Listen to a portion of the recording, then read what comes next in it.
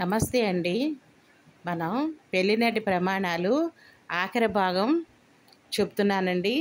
విని ఆనందించండి. 7వ భాగం అండి. ఇక సినిమా కథలోకి వెళ్ళిపోతే సలహాలరావు గారు వచ్చి ఎవరో మాట వినపడుతుంది, ఆడవాళ్ళ మాట అంటూ వస్తాడండి. ఈలోపు అమ్మ సలహాలరావు గారు వస్తున్నారు, నన్ను దాసేయండి అంటది. మంచం వెనకాల కూర్చుంటుంది. మంచం వెనకాల కూర్చుంటే వస్తాడు. ఏంటి ఇక్కడ స్టవ్ మాత ఏదో వినపడింది ఏంటంటే, ఏమి లేదు, నాకు దోశగా కాఫీ చేసుకున్నాను అంటాడు. అదేంటి నువ్వు కాఫీ తాగకూడదు కదా అంటే, ఏదోలే బాబాయ్ అలా చేసుకున్నాను, మీకు వస్తారు, మీరు వస్తే ఇద్దామని అని చెప్పేసి చెప్తాడు. చెప్తే ఆహా అలాగా, సరే నేను ఒకటి పుచ్చుకుంటాను, నువ్వు ఒకటి పుచ్చుకో అని చెప్పేసి కూర్చుంటాడు. కూర్చుంటే ఈలోపు ఛాయదేవి వస్తుంది.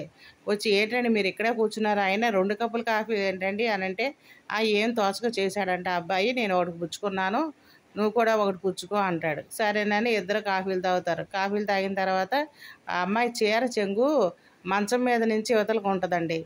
ఈ చీర రిప్పుడీ కట్టుకోగా నేను చూడలేదే, చాలా బాగుంది అని ఆ అమ్మాయి లాగుద్దండి. ఛాయాదేవి లాగుద్ది. మొత్తం చీర అంతా ఊడి అమ్మాయి చేతిలో పడుతుంది.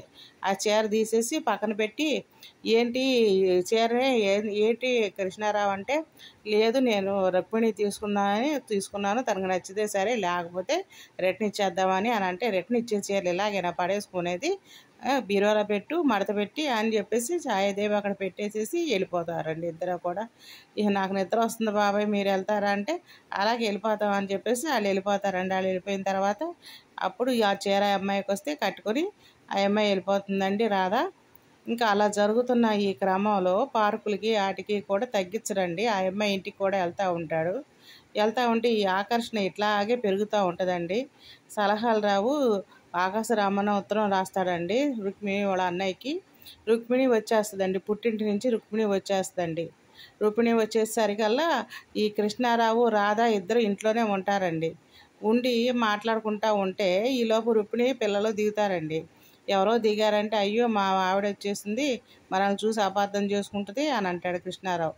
ఈలోపు రానే వచ్చాక, నమస్తే అండి, నేను రాధాదేవిని, ఈయన ఆఫీసులో పనిచేస్తున్నాను, ఈయన అర్జెంటుగా రమ్మని చెప్తేనే వచ్చాను నేను అని చెబుతుంది. అలాగండి కూర్చోండి, కాఫీ ఇస్తాను అని రుక్మిణి మర్యాదగా అంటది.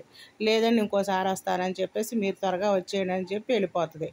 వెళ్ళిపోయిన తర్వాత ఈ కృష్ణారావు ఏం చేస్తాడంటే వెనకాల వెళ్ళిపోతాడు. ఈలోపు సలహాలరావు వచ్చి, ఏంటి ఆ అమ్మాయి మళ్ళీ వచ్చిందా అని అంటాడు.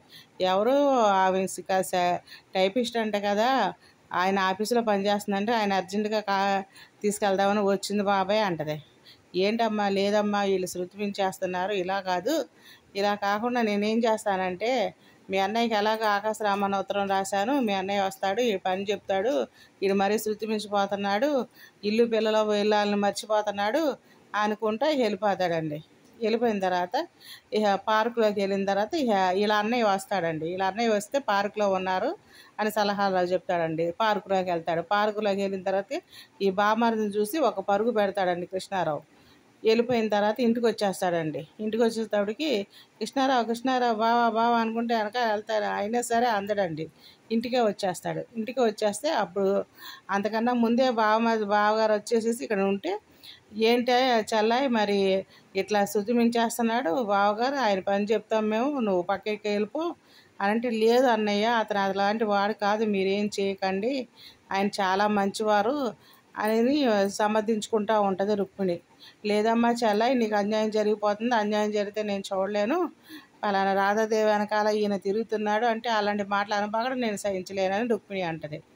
ఈలోపు ఏం చేస్తాడు సలహాలు, అలా కాదు, మనం ఇక్కడ కాదు ఆ అమ్మాయి దగ్గరికి వెళ్ళి నువ్వు మాట్లాడని చెప్తాడు. అప్పుడు వాళ్ళ ఇంటికి వెళ్తాడు. రాధాదేవి ఇంటికి వెళ్ళి, ఏంటి మరి బావగారు వెనకాల తిరుగుతున్నావేంటి అని అంటే, నేనెందుకు తిరుగుతున్నానండి, ఆయనైతే నా వెనకాల తిరుగుతున్నాడు అని అంటది. అంటే మీరు ఆడవారు, మిమ్మల్ని ఏం అనలేకపోతున్నాను, మా బావ బుద్ధి చెప్పారంటే కొట్టాలి, కొడితేనేమో మా చెల్లేమో సహించలేదు ఏడుస్తుంది అని అంటే, మరి నన్నేం చేయమంటారండి అని అంటే, మీకు డబ్బులు ఇస్తాను, మీరు మా బావగారిని వదిలేసేయండి అని డబ్బులు ఇస్తాడు. డబ్బు ఎవరికి చేయదులేండి, ధనం మూలం మీద జగత్తు అని చెప్పేసి ఆవిడ ప్రస్తుతానికైతే తీసుకుంటుంది.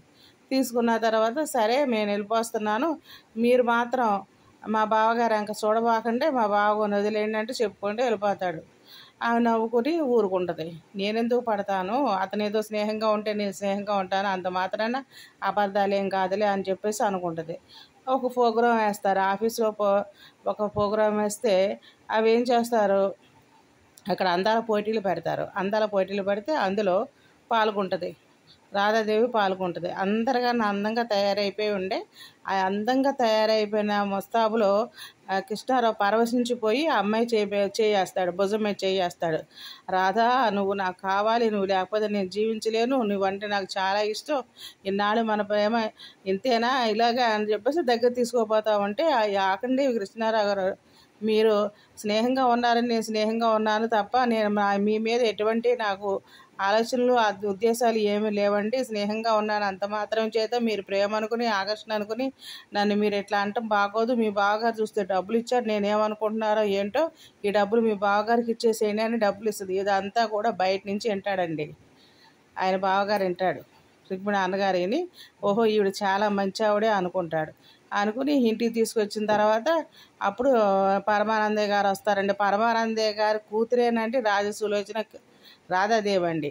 ఆయన కూతురే, ప్రొపరేటర్ గారి కూతురే, మా అమ్మాయి అని చెప్తాడు. మీ అమ్మాయి చాలా మంచిది, చాలా బుద్ధిమంతురాలంటే మీకు అలా తెలుసు అంటే నేను అన్నీ విన్నానండి అంటాడు. అంటే అయితే మా అమ్మాయి నువ్వు చేసుకో అని చెప్పేసి పరమానందయ్య అంటాడు. ఆవిడ ఒప్పుకుంటే చేసుకుంటాను అంటాడు. నాకు ఇష్టమేనని అంటది. ఈలోపు ఈ అబద్ధాలు ఇవన్నీ కూడా తొలగిపోతాయి. తొలగిపోయిన తర్వాత బుద్ధి వస్తుంది. కృష్ణారావు బుద్ధి వచ్చి ఇంకెప్పుడు కూడా నేను ఇలాంటి పనులు చేయను, నన్ను మీరు అందరూ కూడా క్షమించండి, ఏదో ఆవేశంలో ఆ బుద్ధితో నేను చేశాను తప్ప ఇక నాకు ఆ బుద్ధి లేదు, నువ్వు చేసుకుంటున్నావు చల్లయితే నాకు సమానం అని చెప్పేసి ఇక అందరినీ క్షమాపణ అడిగి అంతా మామూలు అయిపోతారు. అంతా చక్కగా సందడిగా కలిసి మెలిసి ఈలోపేమో రాజసులోచనకి రాధాదేవికిను రుక్మిణి అన్నయ్యకి పెళ్ళి అయిపోతుంది. చాలా బాగుంటుందని అంతా శుభం జరుగుతుంది. ప్లీజ్ సబ్స్క్రైబ్ అండి, ప్లీజ్ లైక్ చేయండి. మరే మాకు మంచి మనసులు తెలుగు సినిమాతో మీ ముందుకు వస్తున్నానండి. Please subscribe.